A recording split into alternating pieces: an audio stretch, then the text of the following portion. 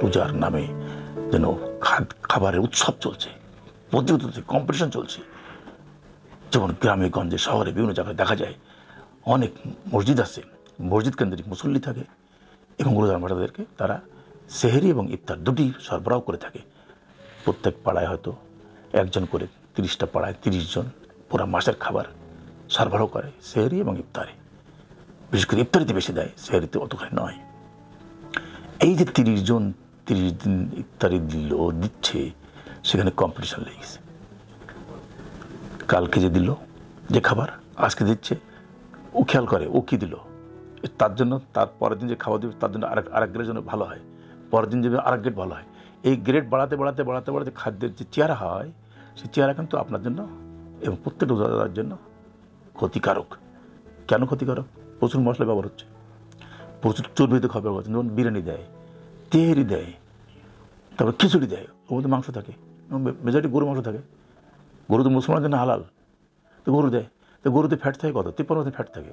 আর গরু স্টেরয়েড বানায়, গরুর মাংস ফাঁপিয়ে তোলে, সেই স্টেরয়েড তো আপনার জন্য ক্ষতিকারক। এই যে মশলাযুক্ত খাবার খেলে আপনার ক্ষতি হচ্ছে, লিভারের চর্বি জমছে, লিভারে ফ্যাট জমছে। এখন তো আল্ট্রাসোনোগ্রাফির যুগ, দেখা যাচ্ছে আল্ট্রাসোনো করলেই ধরা পড়ে লিভারে গ্রেড 1, গ্রেড 2, গ্রেড 3 ফ্যাট। কোথেকে এলো ফ্যাট? ফ্যাট তো আসমান থেকে আসেনি। রমজান এলো বলে, অতি সন্নিকটে রমজান। রমজান শুরু হতে যাচ্ছে খুব তাড়াতাড়ি। রমজানে আমাদের নবী করিম সাল্লাল্লাহু আলাইহি ওয়াসাল্লামের উপদেশ হলো খাবার নিয়ন্ত্রণ করতে হবে, খাবার কম খেতে হবে। ওই দুঃখী অসহায় দরিদ্র মানুষ যারা খাবারের কষ্টে দিনাতিপাত করে, ওদের কষ্টটুকু বোঝার জন্য আল্লাহ তাআলা আমাদের নবী করিম সাল্লাল্লাহু আলাইহি ওয়াসাল্লামের মাধ্যমে রোজার প্রচলন করেছেন আমাদের মাঝে। কিন্তু বাস্তবিকতা হচ্ছে না তো। রোজা আসলে যেমন অর্থাৎ ব্যবসায়ীর জিনিসপত্রের দাম তো বাড়াই। আমি অনেককেই বলি যে রোজার মাসের রহমত ব্যবসায়ীদের উপরে নাজেল হয়েছে। আমরা যারা ক্রেতা, তাদের না বিশ্বাস, জিনিসপত্রের দাম অগ্নিমূল্য হয়ে যায় রোজার মাসে, যেন ব্যবসায়ীরা আর আল্লাহ তাআলার বরকত পায়। আর আমরা যারা রোজা রাখি, তাদের প্রতি যেন জুলুম অত্যাচার চলতে থাকে। এটা রোজার শিক্ষা না। রোজার শিক্ষা হলো তুমি রোজা রাখবে, তুমি দারিদ্র মানুষের, অসহায় মানুষের, গরিব মানুষের ক্ষুধার যন্ত্রণা বোঝার জন্য আলাদা রোজার প্রচলন করেছেন, সেটা বোঝার চেষ্টা করো। তা না করে ভরিবোস করবে, ভরিবোস করো, সেহরিতে ভরিবোস, ইফতারিতে ভরিবোস, এটা রোজার শিক্ষা নয়। কিন্তু পুরা পরিস্থিতি পাল্টে গিয়েছে। আজকাল রোজার নামে যেন খাবারের উৎসব চলছে, প্রতিযোগিতা কম্পিটিশন চলছে। যেমন গ্রামে গঞ্জে শহরে বিভিন্ন জায়গায় দেখা যায় অনেক মসজিদ আছে, মসজিদ কেন্দ্রিক মুসল্লি থাকে এবং রোজার মাতাদেরকে তারা সেহেরি এবং ইফতার দুটি সরবরাহ করে থাকে। প্রত্যেক পাড়ায় হয়তো একজন করে 30টা পাড়ায় 30 জন পুরা মাসের খাবার সরবরাহ করে সেহেরি এবং ইফতারে। বিশেষ করে ইফতারিতে বেশি দেয়, সেহেরিতে অতখানি নয়। এই যে 30 জন 30 দিন ইফতারি দিচ্ছে, সেখানে কম্পিটিশন লেগেছে।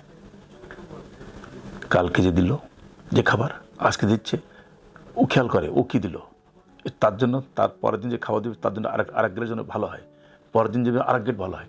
এই গ্রেড বাড়াতে বাড়াতে বাড়াতে বাড়াতে খাদ্যের যে চেহারা হয়, সেই চেহারা কিন্তু আপনার জন্য এবং প্রত্যেকটা রোজাদারের জন্য ক্ষতিকারক। কেন ক্ষতিকারক? প্রচুর মশলা ব্যবহার হচ্ছে, প্রচুর চর্বিত খাবার ব্যবহার হচ্ছে। যেমন বিরিয়ানি দেয়, তেহেরি দেয়, তারপর খিচুড়ি দেয়, ওর মধ্যে মাংস থাকে, মেজরিটি গরু মাংস থাকে। গরু তো মুসলমানের জন্য হালাল, তো গরু দেয়। তো গরুতে ফ্যাট থাকে কত? 53% ফ্যাট থাকে। আর গরু স্টেরয়েড বানায়, গরুর মাংস ফাঁপিয়ে তোলে, সেই স্টেরয়েড তো আপনার জন্য ক্ষতিকারক। ওই স্টেরয়েড তো ওর মাংসের মধ্যে স্টেরয়েডের মলিকুলগুলো রয়ে গেছে। ওর মাংসগুলো গরুর মাংসের মধ্যে স্টেরয়েড থাকার কারণে তো ফেঁপে মোটা হয়েছে। ওর আঁশগুলো তো মোটা, ওই মোটা আঁশযুক্ত খাবার স্টেরয়েড মুড়ি খেলে, গরুর মাংস খেলে আপনি তো ক্ষতিগ্রস্ত হবেন। তো আপনার কম্পিটিশন দেওয়ার কী দরকার? স্বাভাবিক একটা নিয়ম চালু করেন, একই জিনিস একটু ঘুরিয়ে ফিরে দেন। এবং সেটা স্বাভাবিক খাবার হোক, আপনি 2টা বা 4টা রুটি দেন, একটু ক্ষীর দেন, একটু হালুয়া দেন, একটু পায়েস দেন, সামান্য 1 টুকরাও 2 মাংস দেন, এবং সবাই একই নিয়মে একই খাবার দেন। ওরা 30 দিনের এই খাবার খান।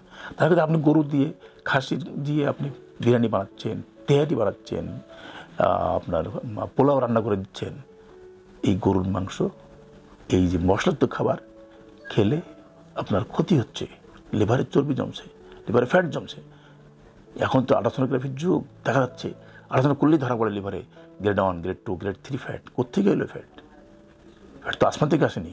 এই যে খাবারগুলো আপনি খেলেন, এই খাবারগুলোর কারণে আপনি কিন্তু রোগাক্রান্ত হচ্ছেন। রসুলের আদর্শ, রসুলের যে উপদেশ, রসুলের যে বাণী, তাদের পালন করলেন না, তাহলে ওরা রোজা রেখে লাভ কি? ও রোজা আপনি রাখবেন কেন? যদি আপনি কম্পিটিশন দিয়ে ইফতারিতে কম্পিটিশন করেন এবং কম্পিটিশনে ভালো ভালো খাবার সরবরাহ করছেন আপনার ইজ্জত, সম্মান, প্রেস্টিজ বাড়ানোর জন্য, পরিণামে আপনিও ক্ষতিগ্রস্ত হচ্ছেন, ওই মুসল্লিরাও ক্ষতিগ্রস্ত হচ্ছে এবং আপনি অকালে মারা যাচ্ছেন। এটা তো কাম্য নয়। আপনি একটা নিয়ম করেন এবং স্বাভাবিক নিয়মে খাবার দেন। আপনি যদি খিচুড়ি দিতে পারেন, কিন্তু সেখানে মাংস লিমিট থাকতে হবে। পোলাও বেনে দিচ্ছেন, মাংস লিমিটেড করে দেন, 1 পিস 2 বেশি দিবেন না, 100 গ্রামের বেশি দিবেন না, 1 পিস হোক, সেটা ভালো। আপনি রুটি দিতে পারেন, ক্ষীর দিতে পারেন, কিন্তু সীমিতের মধ্যে রাখেন। ভরিভোজ করে অতিরিক্ত খাবার খেয়ে, অতিরিক্ত মাংস দিয়ে খাবার রান্না করে ইফতারি করানোর বিধান আমাদের ধর্মে নাই। আমাদের রাসূলুল্লাহ কী করতেন? রোজার সময় আমরা যখন ছোটো, আমি দেখেছি, আমরা ইফতার করতাম শুধুমাত্র চাল দিয়ে, 3 ট্রে চাল, 1 গ্লাস পানি খেয়ে ইফতারি শেষ। আর আজকে শহরে গ্রামে যেখানে যাই, ইফতারের বিশাল বিশাল আয়োজন। কত রকম বেসনে কী মেশাচ্ছে জানেন? জিলাপিতে কী করছে, মুড়িতে কী মাখাচ্ছে, শরবতে কী দিচ্ছে। প্রত্যেক জিনিস বিষাক্ত। সুস্বাদু করার জন্য নানা কেমিক্যাল এসে গেছে বাজারে, সেগুলো দিচ্ছে। পোড়া মোবিল দিচ্ছে, কাঠে গুঁড়া দিচ্ছে, ইটের গুঁড়া দিচ্ছে, কি না দিচ্ছে বলেন? সেগুলো ওই মশলার মধ্যে আসছে, ওই খাবারের মধ্যে আছে, ওই শরবতের মধ্যে আছে। শরবত যেটা বানাচ্ছে সেটা নোংরা হাতে বানাচ্ছে। এগুলো আপনার ক্ষতিকারক, আপনি এগুলো খাবেন না। খাইলে আপনার রোজার যে মহান শিক্ষা, রাসূলুল্লাহর যে শিক্ষা, সেটা থেকে আপনি বঞ্চিত হলেনই। আবার প্রকান্তরে এই খাবার খেয়ে, এই যে প্রতিযোগিতামূলক খাবার খেয়ে, খাবার সরবরাহ করে আপনি খাবার দিচ্ছেন মানুষকে, রোজাদারকে, এতে আপনাদের সওয়াব হচ্ছে না। কিন্তু সওয়াব তো হচ্ছে না, উপরন্তু আপনি তাকে ক্ষতিগ্রস্ত করলেন। এটা বন্ধ করে দেন। আজকে প্রতিজ্ঞা করুন যে আমরা খাবার দেবো স্বাভাবিক নিয়মের, স্বাভাবিক খানা দানা দিব, কোনো কম্পিটিশন নাই। একটু ঘুরিয়ে ফিরিয়ে, একটু 19-20 করে খাবারটা দেন, এবং সেটা লোভনীয় খাবার হোক, সুস্বাদু হোক, পরিপুষ্ট খাবার হোক। ধন্যবাদ।